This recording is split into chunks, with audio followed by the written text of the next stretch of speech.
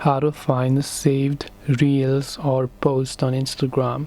Hey everyone, welcome back to our channel. In today's video we're going to learn how we can find saved reels or posts on Instagram, so make sure to watch the video till the end. Now sometimes you might have certainly saved something thinking that you might want to watch them later by just tapping this saved option here, right?